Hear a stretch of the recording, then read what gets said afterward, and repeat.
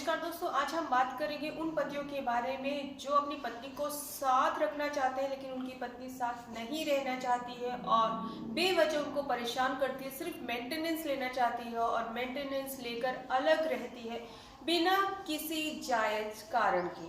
कई बार ऐसा देखा गया है कि जब पत्नी से डिमांड की जाती है कि वो घर पर आकर रहे, उसको कोई परेशानी नहीं है, तो कई बार ऐसा भी होता है कि पत्नी बेवजह पति को परेशान करना चाहती है और ये बात सामने आती है कि ना तो तुझे तलाक दूंगी और ना तेरे साथ रहूंगी। इससे पति बहुत ज़्यादा परेशान होता है, मेंटली तो हरेश होता ही होता है, कहीं ना कहीं उसकी जॉब पर भी असर पड़ता है, सारे घर में जो है तनाव का माहौल हो जाता है। अगर आपके साथ भी ऐसा हो रहा है तो ये वीडियो है आपके लिए, या आपके दोस्त के साथ ऐसा हो रहा है तो उसको भी प्लीज़ बता दीजिएगा और शेयर कर दीजिएगा ये वीडियो, क्योंकि अभी जो मैं बताने वाली हूँ वो बहुत ही इंपॉर्टेंट पॉइंट है जिसके कारण आप ऐसी सिचुएशन से कैसे डील कर सकते हैं, कैसे ऐसी सिचुएशन से निकल सकते हैं।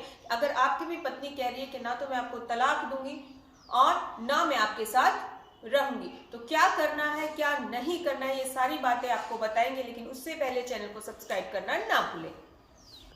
तो ऐसी सिचुएशन में पति क्या करे? सबसे पहले तो उसको जो है आरसीआर कोर्ट में फाइल कर देनी है। RCR restitution of conjunction right है। इसमें पति डिमांड करता है कोर्ट से कि वो पत्नी को डायरेक्शन दे कि पत्नी पति के साथ आकर रहे।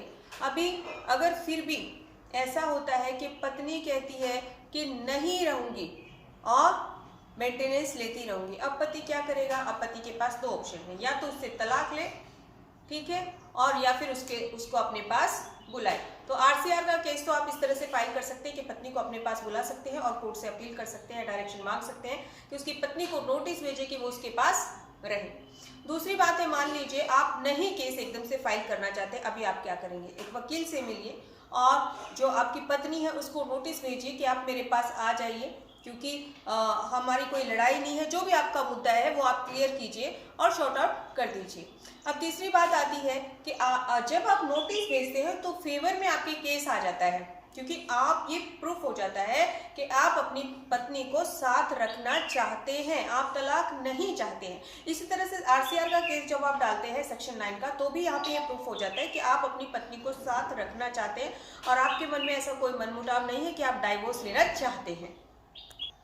देखिए, कोर्ट में जब भी पत्नी मेंटेनेंस मांगती है तो सबसे पहले डीवी का केस डाल देती है, 498A का केस डाल देती है।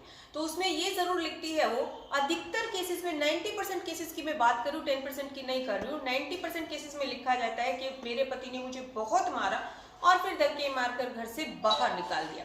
तो जब आप ये तो रिटर्न इन्फॉर्मेशन हो जाएगी, क्योंकि आपने नोटिस भेज रखा है उनको वकील के द्वारा, एक रिटर्न इन्फॉर्मेशन कोर्ट में भी आ जाएगी कि हाँ आपने अपनी पत्नी को बुलाया है, इट मीन्स निकाला नहीं है, जायज तरीके से, मतलब किसी भी तरह से मार पीट के उसको निकाला नहीं है। ऊपर से आपने सेक्शन 9 का अगर केस फाइल कर रखा है तो यहाँ पे कोर्ट में इन्फॉर्मेशन आ जाएगी कि आप अभी भी अपनी पत्नी को बुलाना चाहते हैं।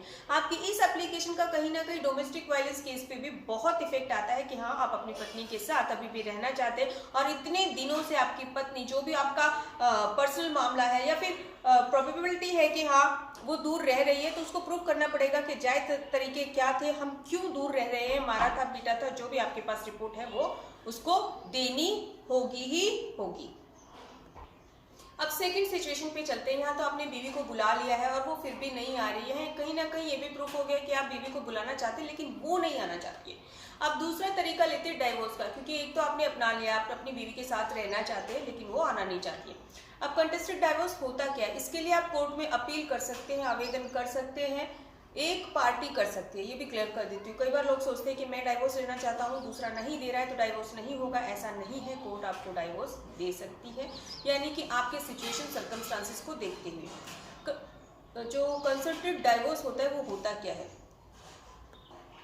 जब एक पार्टी डाइवोर्स चाहती है और दूसरी पार्टी डिवोर्स देने को तैयार नहीं है, तो ये कंसल्टेड डाइवोर्स होता है कि, लेकिन इसमें कोर्ट फैक्ट देखता है, सर्कमस्टांसेस देखता है, उसके अकॉर्डिंग ही आपको डाइवोर्स की डिक्री वो दे सकता है, यानी कि फैक्ट को देखेगा, सर्कमस्टांसेस को देखेगा। अगर लगता है कि वाकई में डाइवोर्स दे देना चाहिए, डिवोर्स दे देना चाहिए, इस पर्सन को बहुत ज़्यादा प्रॉब्लम हो रही है और दूसरा पर्सन उसको जस्ट रिवेंज के लिए यानी कि उसको परेशान करने के लिए उसको डिवोर्स नहीं दे रहा है, ये प्रूव हो जाता है, तो ऑफकोर्स आपको डाइवोर्स मिल सकता है, डिवोर्स मिल सकता है। उम्मीद करती हूँ पूरी तरह से आपको मेरी बात समझ में आ गई होगी। अगर आपके साथ भी ऐसी ही सिचुएशन है तो आप ये सब अपनाइए। ऑफ कोर्स आप ऐसी क्रिटिकल सिचुएशन से निकल पाएंगे, परेशान होने की कोई ज़रूरत नहीं है।